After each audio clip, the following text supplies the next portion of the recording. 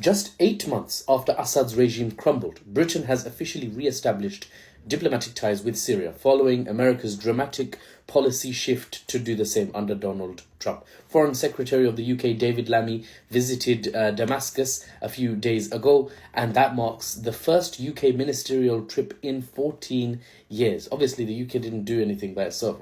Whatever the US does, it's just like, okay, we'll do the same, because we're mini USA, please be my friend.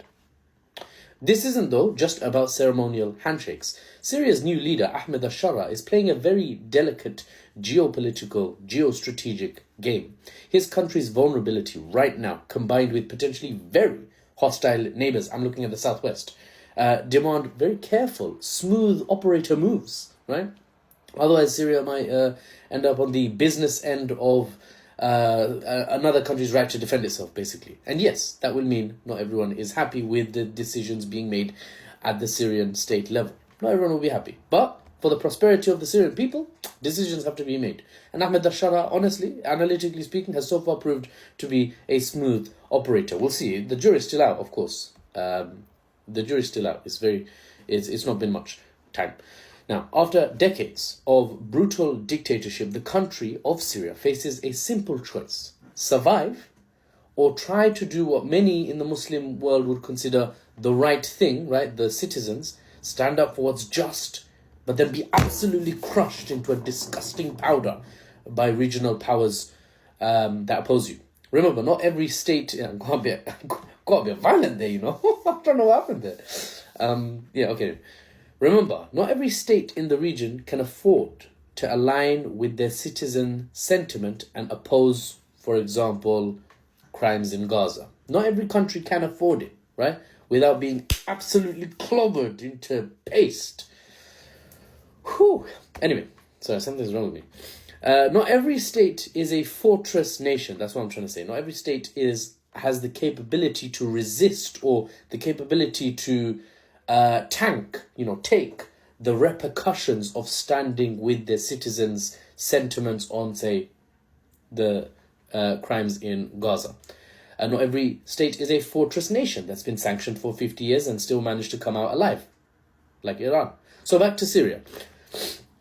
Ahmed al-Shara has chosen survival through strategic neutrality. No alignment with Israel, no alignment with Iran. Keep your head down, keep rebuilding your economy, keep your nose clean. Keep your nose clean, unlike certain French heads of state. Rebuild your economy and give your people hope. So far, the strategy is working. Turkey became Syria's closest ally within days of Assad's fall. Why? Obviously because Turkey were the ones backing the North Syrian forces during the civil war. There were the Kurdish forces, the North Syrian forces, and then the Bashar al-Assad government in the south. This was the Balkanized Syria that existed for a decade and a half, 15 years. But those North Syrian forces are the ones... Sorry, I'm just all over the place today. Those North Syrian forces are the ones that could, swept down, took...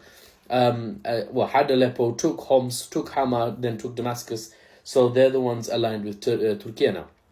Saudi Arabia is paying off Syria's World Bank debt. That's another one.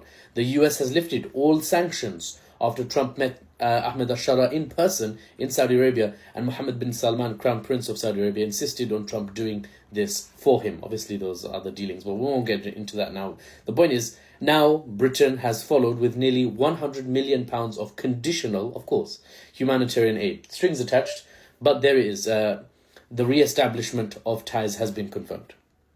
Now, this isn't about Syria's authenticity. It's about Syria's shrewd undertaking of diplomatic or geopolitical decisions for the survival of their people. It's about playing the geopolitical game carefully to maximize prosperity for your citizens. Let me tell you of a state that cannot oppose crimes in Gaza and injustice 5 years from now. An occupied state, right? If a dead man cannot stand for anything, right? So if you take a stand as a Syrian state now against all the crimes happening elsewhere or in your neighborhood, you might just be flattened, and then you can't oppose anything because you can't stand up straight because you dead, right? You dead, right? The new government knows they're too weak to pick fights with regional powers. I'm getting a bit emotional because loads of people are hating on Syria's decisions and saying, oh, Mossad agent is in power now. Bruv, you don't get it. It's not that straightforward. This is why you have to understand geopolitics. This is why I strongly encourage people to understand geopolitics, how it works. Okay, now they know, the Syrians know at a state level they can't scream and shout about Gaza, even if they want to. So instead, they're building practical partnerships with neighbors, especially Turkey, to ensure survival. The mid-game, thrive economically, consolidate power, then reconsider options when strong enough to actually have choices, so that your end game is something maybe a bit more aligned with the citizen sentiment and more fantastical or more dramatic, right? It's admittedly a masterclass in realpolitik, in practical, logical state decision making. This is why some people like pro-Palestinian heavyweights, George Galloway, this is why they can't, this is why they don't like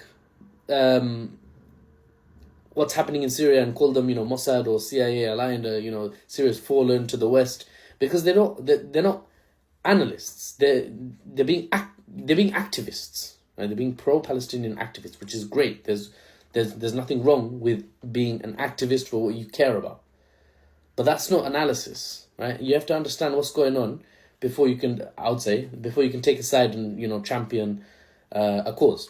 I respect, for example, George Galloway and Richard Medhurst, but if you step out of your sort of, let's say, your area of expertise, you tend to have poor decision making. While critics call Syria's actions submission, Ahmed al-Shara's administration sees their current actions not as submission, but as the only path to long-term independence. In fact, the opposite of submission. Gulf nations, for example, one could argue, can afford to do something. But those in power in UAE, in Saudi Arabia, have different priorities beyond Gaza. Why is people not chasing, them? They are actually, by the way, behind the scenes. They are being chased by certain individuals, certain groups. But the point is, publicly, if you're going to focus on countries that should take a stand, focus on countries that can afford to take a stand. Not countries that, if they took a stand, they'll just be whacked on the head with a fat, right to defend myself mallet, right? Go beyond the knee-jerk reactions. Now, Turkey, for example, could afford to do something, perhaps, but their government too feels it's not the right time to make a move. It's better to just be comfortable, enjoy the economic prosperity, and my citizens need that. And even now, actually, the economic prosperity is not amazing, right? Turkish citizens are generally struggling at the moment. So to do something absolute, not as crazy, will sacrifice the prosperity of the common person. And for what? As long as, if you don't think you can absolutely nail the objective that you're going for, maybe not go for it. So those countries like Saudi Arabia and UAE and Turkey, they have the capability and they're still not making the decision. Now, some nations like Syria, who don't oppose, even the most spectacular injustice in the region, they don't oppose it not because they're aligned with the ones carrying out the injustice, but because because they're not able to. They're not wealthy enough. They're not strong enough. They don't have a military. Without getting themselves steamrolled, they can't actually take a stand for anything. Sometimes the smartest move is to stay very still. This was a long, dragged out one. Sorry about that. Guys, I hope it's still been useful. Once again, I do ask that you please head over to my YouTube channel. I'm going to be rambling on there as well, for those who actually are interested somehow in what I say and my tangents and my gesticulations, hand movements. I'll be on there, and it'll be probably widescreen eventually. I got a new mic. I'm actually really excited about this one, not gonna lie. Oh my god! Wait. Oh my god! It's a mic. Hopefully the podcast I start won't be useless. But yeah, I would appreciate a sub to the YouTube channel, because that's where we're gonna do some real long form stuff. So if you care, or if you're interested, find me there. You can go to @mahfouztalukdar25 on YouTube, or you can just go to my TikTok bio, click the link, it'll open up stuff, it'll say geopolitics nice and big, that's my YouTube channel, click it, subscribe. Otherwise, for the unbiased news and analysis, I was going to check this out. Oh, no, it's valuable. For the unbiased news and analysis without the Western spin, I'm Mahfouz, and I'll see you on the next one.